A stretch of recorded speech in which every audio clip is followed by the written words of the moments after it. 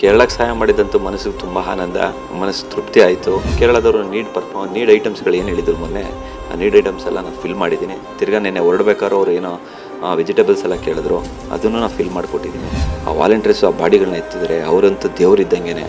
ಅಲ್ಲಿ ಯಾರು ನಮ್ಮ NDRF ಅವರೆಲ್ಲ ಕೆಲಸ ಮಾಡ್ತಾಯಿದ್ದಾರೆ, ಅವರೆಲ್ಲ ದೇವರೇ. ಪ್ರಕೃತಿ ವಿಕೋಪದಿಂದ ಏನಾಗ್ತದೆ ಅಂತ ಗೊತ್ತಿಲ್ಲ. ಆದಷ್ಟು ಮನುಷ್ಯ ಇರೋಷ್ಟು ಅವನ ಕೈಲಿ ಆದಷ್ಟು ಹೋಗಿ ಹೆಲ್ಪ್ ಮಾಡೋದು ತುಂಬ ಒಳ್ಳೆಯದು ಅಂತ ನನಗನ್ಸುತ್ತೆ. ಒಂದು 10% ಡೇಂಜರ್ ಇದೆ ಅಂದರೂ ಅಲ್ಲಿ ಅವಕಾಶ ಕೊಡಬಾರ್ದು. ನೋಡಿ, ಜೀವ ಮುಖ್ಯ. ಜೀವ ಇದ್ದರೆ ಇವತ್ತು ಏನು ಬೇಕಾದ್ರೂ ಮಾಡ್ಬೋದು.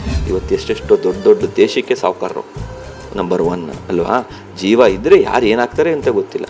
ಕೇರಳಕ್ಕೆ ಸಹಾಯ ಮಾಡಿದಂತೂ ಮನಸ್ಸಿಗೆ ತುಂಬ ಆನಂದ, ಮನಸ್ಸು ತೃಪ್ತಿ ಆಯಿತು. ನಾವೇನೋ ಒಂದು ತುಂಬ ಖುಷಿ ಆಯ್ತಪ್ಪ ನನಗೆ. ಇನ್ನೂ ನಾನು ಸಾಕಷ್ಟು ಮಾಡಬೇಕು ಅಂತ ಆಸೆ ಇತ್ತು.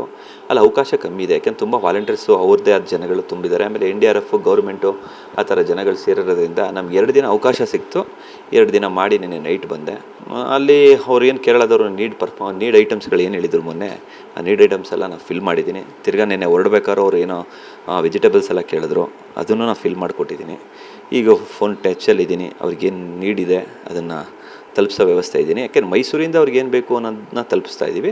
ಅವ್ರಿಗೆ ಇನ್ನೂ ಸಾಕಷ್ಟು ಅವರು ವಾಲಂಟಿಯರ್ಸ್ಗಳೆಲ್ಲ ಸುಮಾರು ತರ್ತಾ ಇದ್ದಾರೆ. ಅಲ್ಲೇ ಆದಂಥ ನೋವುಗಳು ಅದೆಲ್ಲ ನೋಡಿ ನಮಗಂತೂ ನೆನೆಲ್ಲ ಫುಲ್ಲು ಕಣ್ಣಲ್ಲೇ ನೀರು. ಆ ದುಃಖ ನಾವೇ ತಡೆಯೋಕ್ಕಾಗ್ತಾ ಇರಲಿಲ್ಲ. ಆ ವಾಲಂಟಿಯರ್ಸು ಆ ಬಾಡಿಗಳನ್ನ ಎತ್ತಿದ್ದಾರೆ, ಅವರಂತೂ ದೇವ್ರಿದ್ದಂಗೆ. ಅಲ್ಲಿ ಯಾರು ನಮ್ಮ NDRF ಅವರೆಲ್ಲ ಕೆಲಸ ಮಾಡ್ತಾಯಿದ್ದಾರೆ, ಅವರೆಲ್ಲ ದೇವರೇ ಆ್ಯಕ್ಚುಲಿ. ಆ ಥರದ್ದೆಲ್ಲ ಕೆಲಸ ಮಾಡ್ತಿರೋರು ಅಂತ ನಾವು ಅದನ್ನೆಲ್ಲ ನೋಡಿ ಸಾಕಾಯಿತು. ಏನು ಲೈಫ್ ಇದು, ಏನು ಜೀವನ, ಏನು ದುಡ್ಡು, ಏನು ಮನುಷ್ಯ ಏನಕ್ಕೆಲ್ಲ ಸಾಯ್ತಾರೆ, ಏನೆಲ್ಲ ಬೇಕು ಅಂತ ಸಾಯ್ತಾರೆ, ಏನಕ್ಕೆಲ್ಲ ಆಸ್ತಿ ಅಂತಸ್ತೆಲ್ಲ ಒಡೆದು ಸಾಯ್ತಾರೆ. ಇಲ್ಲಿ ನೋಡಿದ್ರೆ ಜೀವ ಒಂದು ಕಾಲೆಲ್ಲೋ ಬಿದ್ದಿದೆ, ಕೈಯೆಲ್ಲೋ ಬಿದ್ದಿದೆ. ಈ ಥರದ್ದೆಲ್ಲ ಸಮಸ್ಯೆ ಆಗಿರೋದು ನೋಡಿ ಮನುಷ್ಯನಿಗೆ ಹೆಲ್ಪ್ ಮಾಡ್ಕೊಂಡಿರೋದೇ ಬೆಸ್ಟು ಅಂತ ನನಗೆ ಅನಿಸುತ್ತೆ. ತುಂಬ ಕ್ಷಣಿಕ. ನೋಡಿ, ಅವ್ರಿಗೆ ಏನು ಗೊತ್ತಿತ್ತು, 3 ಅವರ್ ಇಲ್ಲ, 3 ಅವರಲ್ಲಿ ಎಷ್ಟು ಪ್ರಾಣ ಹೊಟ್ಟೋಯ್ತು. ಪ್ರಾಣ ಯಾವ ರೀತಿ ಹೋಯ್ತು. ಇವತ್ತು ಒಂದು ಜೀವ ಏನೋ ಅಂತಾರೆ, ಹಾರ್ಟ್ ಅಟ್ಯಾಕ್ ಆದರೆ ಪುಣ್ಯ ಸಾವು ಅಂತಾರೆ. ಇದು ಪುಣ್ಯ ಸಾವಲ್ಲ. ಇದು ಆ ಚಿಕ್ಕ ಪಾಪುಗಳು ಏನು ಮಾಡಿತ್ತು ಮಗುಗಳು. ಅವ್ರಿಗೇನು ಗೊತ್ತು, ನಮ್ಮ ಅಪ್ಪ ಅಮ್ಮಂಗೇನು ಇಲ್ಲಿ ಕರ್ಕೊಂಡೋಗು ಅಂತ ಹೇಳಿತಾ? ಏನಿಲ್ಲ. ಯಾರೋ 2 ನೀವು ಕಪ್ಪಲ್ಸ್ ಅಂತೆ ಹನಿಮೂನಿಗೆ ಬಂದಿದ್ದಾರೆ. 2 ಲೇಡೀಸ್ ಬದುಕಿದ್ದಾರೆ. ಅವರಿಬ್ಬರು ICUಲಿದ್ದಾರೆ. 2 ಲೇಡೀಸ್, 2 ಹಸ್ಬೆಂಡ್ಸ್ ತಿರೋಗಿದ್ದಾರೆ. ಅವ್ರಿಗೇನು ಗೊತ್ತು. ಇನ್ನು ಪ್ರಪಂಚ ಈಗ ನೋಡ್ತಾ ಇದ್ದಾರೆ ಮದುವೆ ಆಗಿ. ಅಂದರೆ ಮನುಷ್ಯ ನಾವು ಅಂದ್ಕೊಂಡಿದ್ದೀವಿ ಇಲ್ಲಿದ್ದೀವಿ ಸೇಫ್ ಅಂತ, ನಮ್ಗೆ ಇಲ್ಲೇನಾಗುತ್ತೋ ಗೊತ್ತಿಲ್ಲ, ಎಲ್ಲೇನಾಗುತ್ತೆ ಗೊತ್ತಿಲ್ಲ. ಪ್ರಕೃತಿ ವಿಕೋಪದಿಂದ ಏನಾಗ್ತದೆ ಅಂತ ಗೊತ್ತಿಲ್ಲ.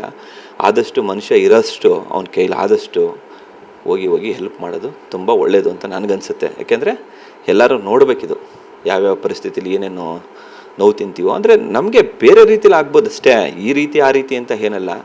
ಇದು ಆಗಬಾರ್ದಾಗಿತ್ತು. ಒಂದು ಹೇಳಬೇಕು ಅಂದರೆ, ಏನು ಸೆಂಟ್ರಲ್ ಗೌರ್ಮೆಂಟು ಸ್ಟೇಟ್ ಗೌರ್ಮೆಂಟ್ಗಳು ಎಲ್ಲೆಲ್ಲಿ ಡೇಂಜರ್ ಝೋನ್ ಅಂತ ಮಾಡ್ತಾರೆ, ಆ ಡೇಂಜರ್ ಝೋನ್ಗಳಲ್ಲಿ ಅವಕಾಶನೇ ಕೊಡಬಾರ್ದು. ಎಂಥ ಪೊಲಿಟಿಕ್ಸ್ ಇರಲಿ, ಎಂಥ ಜನ ಇರಲಿ, ಯಾರಿಗೂ ಯಾವುದೇ ರೀತಿ ಆ್ಯಕ್ಟಿವಿಟೀಸೇ ಕೊಡಬಾರ್ದು. ಅಲ್ಲಿ ಹೋಗಬೇಕು, ಆ ಸ್ಥಳ ನೋಡ್ಕೊಂಡು ಬರಬೇಕು. ಅಲ್ಲಿ ಹಾಲ್ಟಿಂಗು, ಮಲಗಬೇಕು, ಇರಬೇಕು, ಸೇಫಾಗಿ ಜೀವನ ನಡೆಸಬೇಕು ಅಂದರೆ ಸೇಫ್ ಜಾಗದಲ್ಲೇ ಇರಬೇಕು ಅನ್ನೋದನ್ನ ಅವೇರ್ನೆಸ್ನ ಫಸ್ಟ್ ತರಬೇಕಿದು. ಇದು 2018 ಆಗಿತ್ತಂತೆ. ಆದರೂ ಏನು ಈ ಥರ ನೆಗ್ಲೆಕ್ಟ್ ಮಾಡಿ ಎಷ್ಟೋ ಜನ ಸಾಯ್ತಾ ಇದ್ದಾರೆ. ಇದಕ್ಕೆಲ್ಲ ಕಾರಣ ಒಂದಷ್ಟು ಗೌರ್ಮೆಂಟುವೆ ಹೇಳಬೇಕಂದ್ರೆ. ಇವರೆಲ್ಲ ಸಾವು ಕಾರಣ ಗೌರ್ಮೆಂಟ್ ಆಗ್ತಾರೆ. ಏನಕ್ಕೆ ಅಂದರೆ, ಒಬ್ಬ ಅಲ್ಲಿ ನೇಚರ್ ನೋಡೋಕ್ಕೆ ಅವಕಾಶ ಕೊಟ್ಟರು, ಅವ್ನು ರೆಸಾರ್ಟ್ ಮಾಡ್ದ ಹೋದರು, ಹೋಮ್ ಸ್ಟೇ ಮಾಡ್ದ ಕೊಟ್ಟರು ಹೋದರು. ಅವ್ನಿಗೆ ಅವಕಾಶ ಇಲ್ಲ, ಬರೀ ಎಕ್ಸಿಬಿಷನ್ ಥರ ಇದ್ದಿದ್ರೆ ಹೋಗಿ ನೋಡ್ಕೊಂಡು ಬಂದುಬಿಡ್ತಿದ್ರು ಅಷ್ಟೇ. ಅಷ್ಟಿದೆ. ಅವರು ಏನೋ ಒಂದು ವೇ ಆಫಲ್ಲಿ ಲೆಕ್ಕಾಚಾರ ಮಾಡಿ ಅವ್ರು ಕೊಟ್ಟಿದ್ರೇನೋ ಪರ್ಮಿಷನ್ ಅನಿಸುತ್ತೆ. ಆದರೆ ಫುಲ್ ಡೆಪ್ತಾಗಿ ಸ್ಟಡಿ ಮಾಡಿಕೊಡ್ಬೇಕಾಗಿತ್ತು ಅನ್ನೋದು ಒಂದು ಇದೆ.